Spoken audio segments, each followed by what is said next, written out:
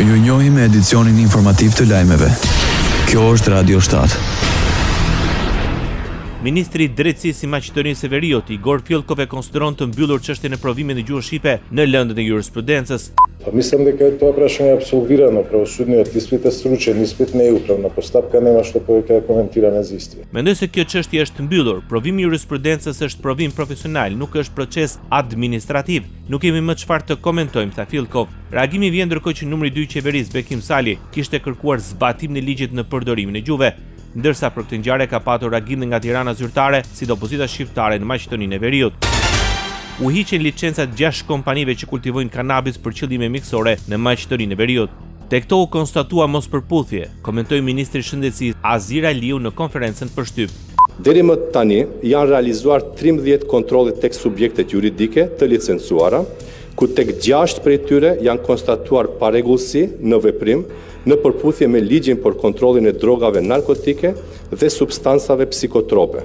Për këtë arsye, qeveria në mbledhjen e sotme mori vendim për marrjen e autorizimit për kultivimin e kanabisit për qëllime mjekësore për këto 6 subjekte juridike. Vendimet e qeverisë bazohen në gjetjet e kontrolleve, magazinim jo i dur i lulës së tharë, njoftime jo konsistente ndaj komisionit, mos paraqitje dokumentacionit të plot për shitje dhe transferim, ishin disa nga shkaqet që informoi Aliu, mbi të cilat u mor vendimi për heqjen e licencave. Përveç kontrolleve të kryera deri më tani në 13 subjekte juridike, Aliu paralajmëroi kontrolle në të gjitha 43 subjektet të cilat kultivojnë kanabis për qëllime mjekësore. Radio 7, zëri pozitiv i qytetit. Kreu Autoriteti Rrugor Shqiptar bëri me dije se është vendosur ndërtimi një rrugë të re alternative gjatë Ekurudës në shtratin e Lumit Shkumbin me qëllim normalizimin e qarkullimit në juglindje të vendit. Por Kreu Autoritetit Rrugor Shqiptar nuk dha një afat kohor brenda të cilit do të ndërtohet rruga e re. Ky aks i ri është një gjatësi minimumit 1.3 km. Rekordimi menjëhershëm me Ekurudhën shqiptare, Agjencinë Kombëtare të Mjedisit dhe Agjencinë e Menaxhimit të Burimeve Ujore për realizimin e kësaj rruge. Prishja e urës ekzistuese, tashmë jashtë funksionit, dhe lehtësimi i ngarkesës në trupin e rrugës së rrëshqitur deri në krijimin e një skarpate natyrale që do të mundsojë ndërhyrjen në mjetet e shpimit. Kozeli deklaroi se ajo që ka ndikuar në shembin e aksit rrugor Librazh-Pogradec është erozioni i vazhdueshëm.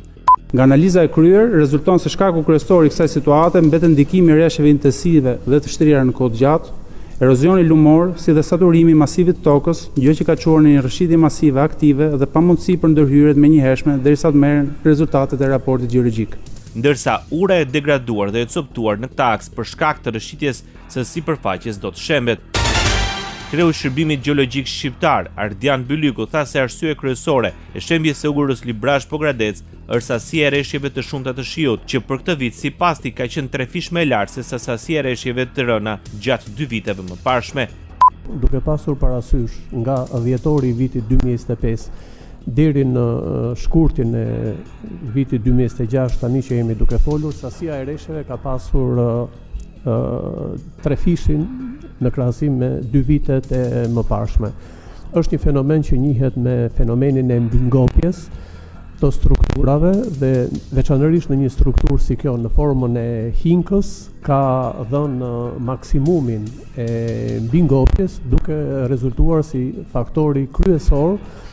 Reagimi erdhi në një konferencë përbashkët për shtyp me kreun e Autoritetit Rrugor Shqiptar, Agjencinë Kombëtare të Mbrojtjes Civile, Drejtorinë e Doganave dhe krerë të institucioneve të tjera ligjzbatuese. Ndërsa kreu i Agjencisë Kombëtare të Mbrojtjes Civile, Haki Çako, shprehur se institucioni që ai drejton është në gatishmëri të plot për përballimin e çdo situate që mund krijohet pas shembjes së rrugës Librazh-Prenjes. Prej 4 ditësh ky rajon është i paralizuar për shkak të dëmtimit masiv të rrugës Librazh-Pogradec. Bota. Presidenti amerikan Donald Trump paralajmëroi se nuk do të lejojë kurrë që Irani të zotrojë armë bërthamore.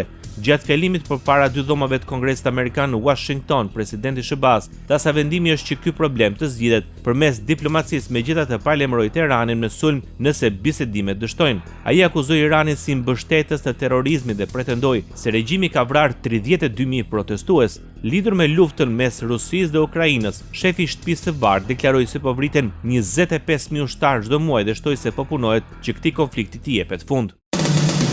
Ndoqët lajmet shkurt në Radio 7, zëri pozitiv i qytetit.